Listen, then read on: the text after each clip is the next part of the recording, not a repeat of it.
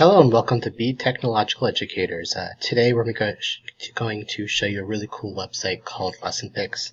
LessonPix is a great tool for creating visuals for your students. It might be visual schedules, instructional activities, incentive charts, things like that.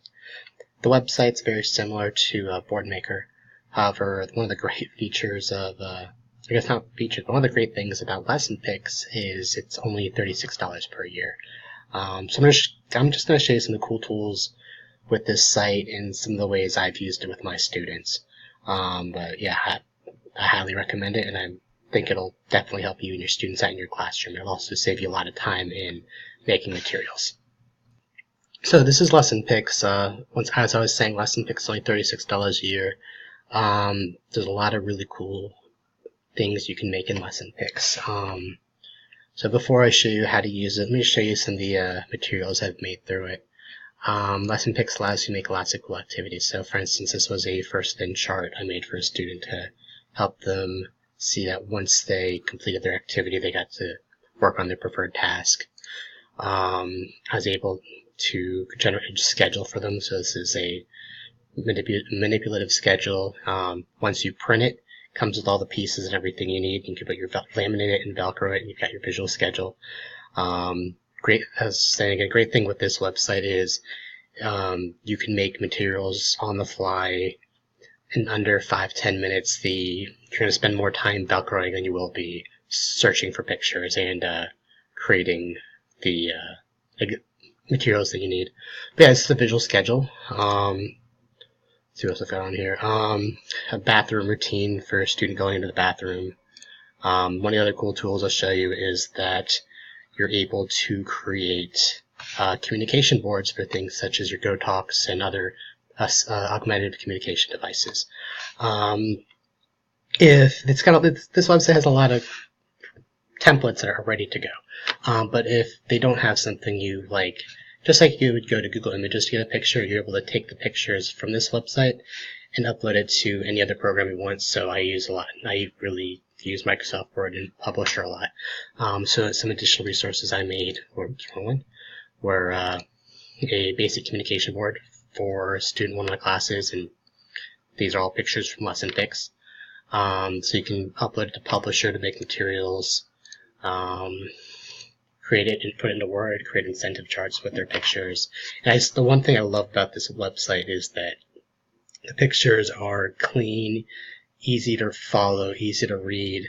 A few months ago, recently, they started making it so that you could actually customize the pictures. So if you need to change the kid's hair color, things like that, you can make the characters and different pictures more related to them. You can also change the pictures of, like, for instance, I've got blue stars here. If I want blue stars, I could change to red stars. Blue Play-Doh, red Play-Doh, things like that. That was a really cool feature that they added to this website. They also have a request feature, so if there's a picture that you do not see on their website, you can ask for it, and they'll try to upload the picture to the website as soon as they can. Other than the incentive chart, you can also use it for your social stories, rules, things like that. Once again, these are all pictures I took straight from LessonPix. But yeah, so let me go ahead and show you LessonPix really quick. Let me close out some of these screens. Yeah, so this is LessonPix. So when you're going through LessonPix, I'm just going to start with, say, I need to make a schedule for a student. So my schedule, first thing, let's go with the steps for completing a worksheet. So the first thing they need to do is put their name on your paper. So when you're looking up the pictures, when you're typing into the search bar, what you want to do is, you're not always going to be able to type in exactly what you want, but think about what that picture might look like, and that's what you look like. So if I want my student to put their name on their worksheet, it might look something like type in name, see what comes up. So we've got names, so we've got pens, signatures, things like that. So I'm going to I want them to write their name on their paper. I'm going to go ahead and just take the right name with this pen. And what you can do with it, you can either click the plus, or you can just drag it to your tray. When you put items onto your tray, it's going to hold on to those pictures until you're ready to use them on your materials. So I need a picture of a pen for writing their name. After that, let's go ahead and have it look. So you look at their worksheet, you look at the directions. So look and see what comes up. Now let's see, let's do the magnifying glass. It kind of reminds me, hey, that's what we're looking for. So look, so once you have your pictures and all for everything on the assignment, you'll be able to go through and actually rename this. So I'm going to go ahead and pause this really quick and get the other pictures I need. Okay, so I found the rest of the pictures I needed. Actually, there's one more picture I need. So what I'm going to do is look for something for turning in. So up here I just typed in, where'd it go? Turn in. So it looks like I actually did save my picture. I thought a second now that it didn't save my picture, but let me show you what I had to do for turn in. So when you type in your object, do it the best you can. So turn in is the keyword I want to look for. Sometimes it's usually pretty good about finding the pictures you need, but if it doesn't give it to you right away, click See All Matching Images. And what that's going to do is give you a lot more pictures to look at. And you just can keep looking down. Just keep looking, see what you like. See if I can find it again. So if you want them to put the assignment in your folder, you can click on the plus or drag it over. And once again, once you have the pictures that you need, don't worry about if it says paper and folder. When you get ready for the creating the object or creating whatever material you need, you'll be able to rename it to whatever relates for your classroom and for your students. So we've got...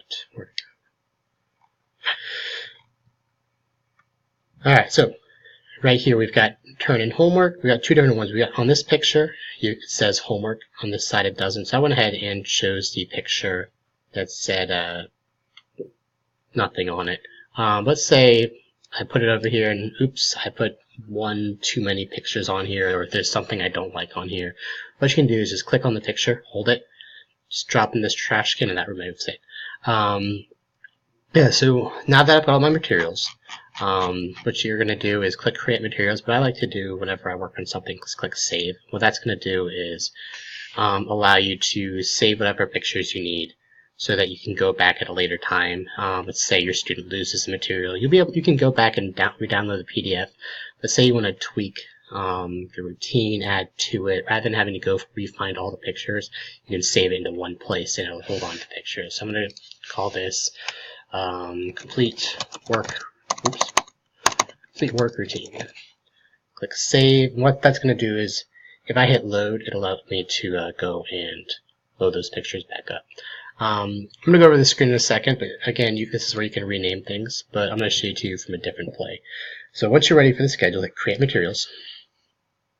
That's one of the cool things about that. I'm not going to go and show you every single one, but if you take a look at this little scroll bar right here, these are all of the different materials you can make. So it goes from visuals, you've got picture cards, picture words and cards, picture schedules, name tags, book stories, I am working for, again, it's got your communication devices, you've got switches, super talkers, communication builders, go talks, just so many different cool things. On top of that, you also have games, activities, instructional tools, so you can create bingo cards, playing cards. Up here you've got coloring sheets, lacing, line activities.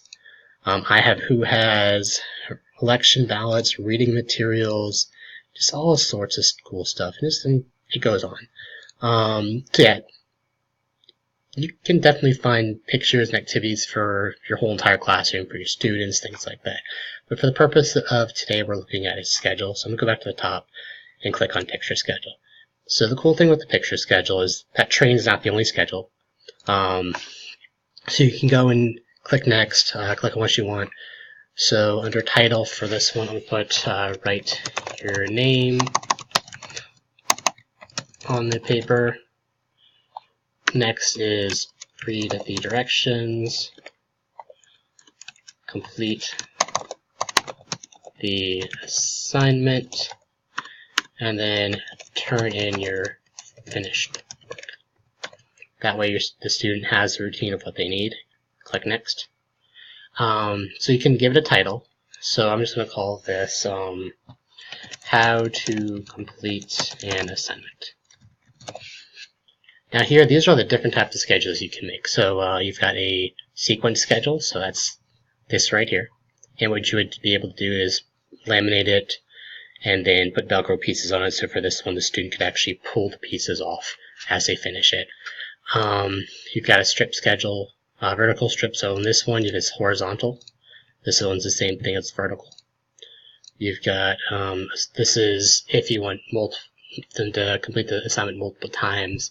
But with this one, it's not tactile. It just prints it and it comes out in order, so you can put it on top of your desk. You have a checklist,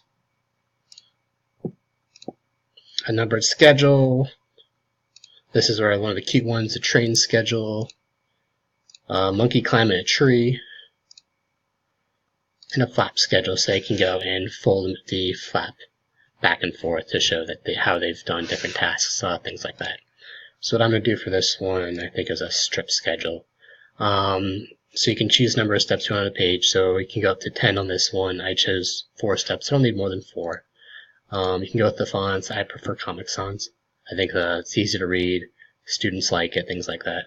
So once you've got that, hit finish. It's going to convert it to a PDF. Click Download as PDF. Open it up.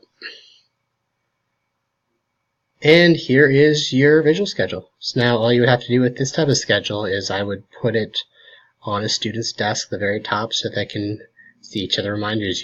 Make sure you walk them through how to use it. But yeah, you can just remind them, did you write your name on your page? Read the directions, complete the assignment, and remember to turn in your work.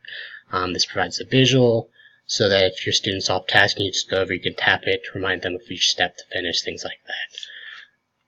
But yeah, so there's just a lot of cool tools with this site. So I just made a visual schedule for this, but I'm showing you all the different cool materials you can make with this website.